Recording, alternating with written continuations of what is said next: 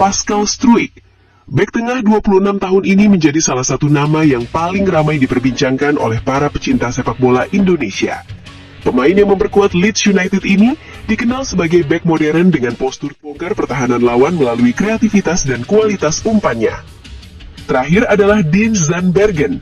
Penyerang usia 24 tahun ini merupakan pemain keturunan Indonesia yang saat ini bermain di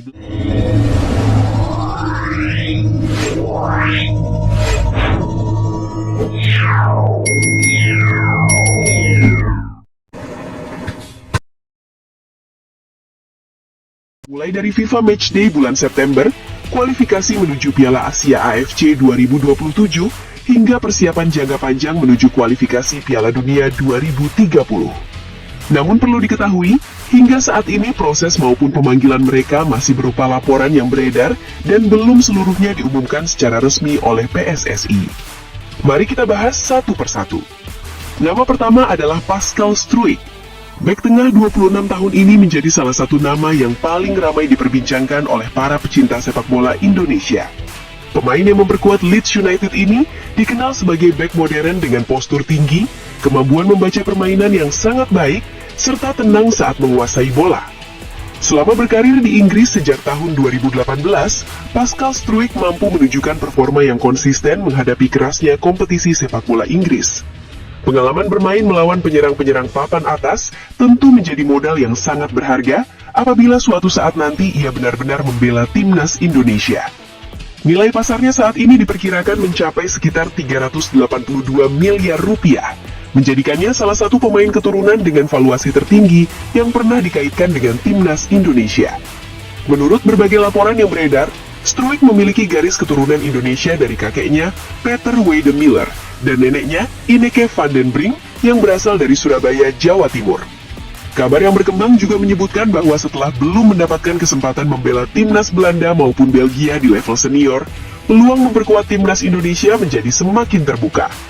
Apabila proses naturalisasi benar-benar terrealisasi, maka kehadiran Pascal Struijk dipastikan akan meningkatkan kualitas lini pertahanan Garuda secara signifikan. Kombinasi pengalaman, postur ideal, kemampuan duel udara, dan ketenangannya saat membangun serangan dari belakang akan menjadi nilai tambah yang luar biasa. Berikutnya adalah Jairo Riedewald. Pemain kelahiran Belanda pada 9 September 1996 ini merupakan sosok yang sangat fleksibel di lapangan. Posisi utamanya adalah gelandang bertahan, namun ia juga mampu bermain sebagai bek tengah maupun bek kiri. Kemampuan bermain di beberapa posisi membuatnya menjadi aset yang sangat berharga bagi setiap pelatih. Riedewald merupakan lulusan Akademi Ajax Amsterdam, salah satu akademi terbaik di dunia yang telah melahirkan banyak pemain kelas internasional. Setelah menembus tim utama Ajax, ia melanjutkan karirnya bersama Crystal Palace di Liga Inggris dan mendapatkan pengalaman menghadapi kompetisi dengan level yang sangat tinggi. Saat ini nilai pasar Riedewald diperkirakan berada di kisaran 30 miliar rupiah. Selain kualitas teknis yang mumpuni, ia dikenal memiliki kemampuan membaca permainan dengan baik, distribusi bola yang akurat, tangguh dalam duel, serta memiliki kecerdasan taktik yang tinggi. Yang membuat para pendukung timnas Indonesia semakin antusias adalah fakta bahwa Riedewald memiliki darah Indonesia dari garis keturunan ibunya yang berasal dari Ambon, Maluku. Menariknya lagi, pada tahun 2014 silam, ia pernah datang bersama Ajax Amsterdam dalam laga persahabatan melawan Persib Bandung. Pengalaman tersebut membuat namanya tidak asing bagi sebagian pecinta sepak bola nasional. Jika suatu saat bergabung dengan timnas Indonesia, Riedewald diyakini mampu memberikan keseimbangan antara lini belakang dan lini tengah berkat fleksibilitasnya. Nama ketiga adalah Laurin Ulrich. Inilah salah satu talenta muda Jerman yang mulai mencuri perhatian publik Indonesia. Laurin Ulrich dikenal sebagai gelandang serang kreatif yang pernah dipercaya menjadi kapten timnas Jerman kelompok usia U20. Kepercayaan tersebut tentu menunjukkan kualitas kepemimpinan sekaligus kemampuan bermain yang dimilikinya. Saat ini ia masih terikat dengan VfB Stuttgart dan menjalani masa peminjaman bersama FC Magdeburg agar mendapatkan jam bermain yang lebih banyak.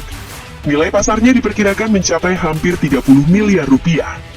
Ulrich dikenal memiliki teknik individu yang sangat baik, visi bermain kelas Eropa, umpan-umpan kreatif, kemampuan mengatur tempo permainan, hingga naluri menciptakan peluang bagi rekan-rekannya. Kabar yang membuat publik Indonesia semakin penasaran adalah adanya garis keturunan Indonesia dari kakeknya yang lahir di Surabaya.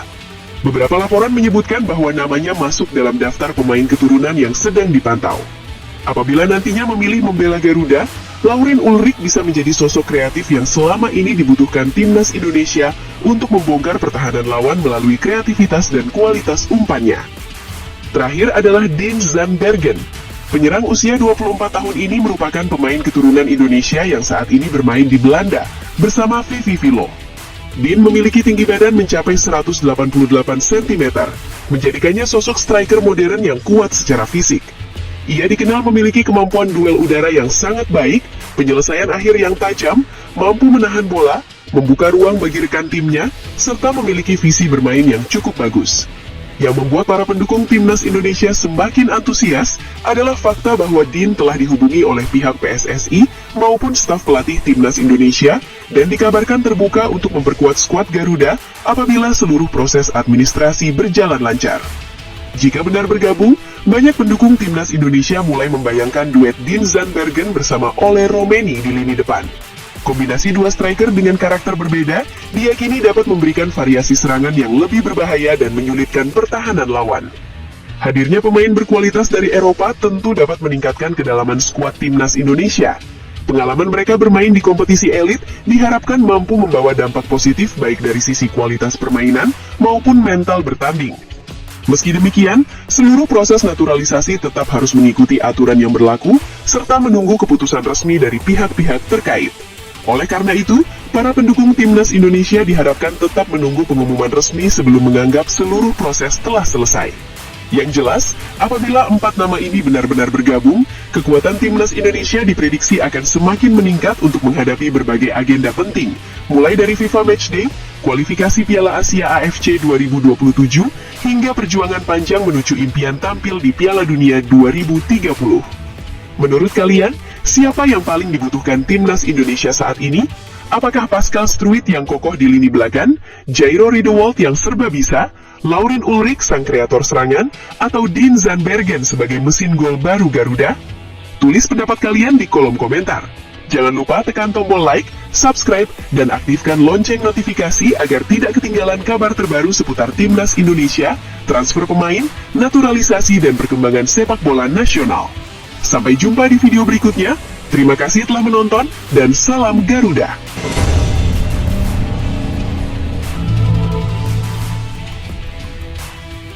Pelatih timnas Vietnam, Kim Sang-sik, kembali menarik perhatian publik jelang ASEAN Championship 2026 dengan pernyataan yang cukup strategis dan syarat makna.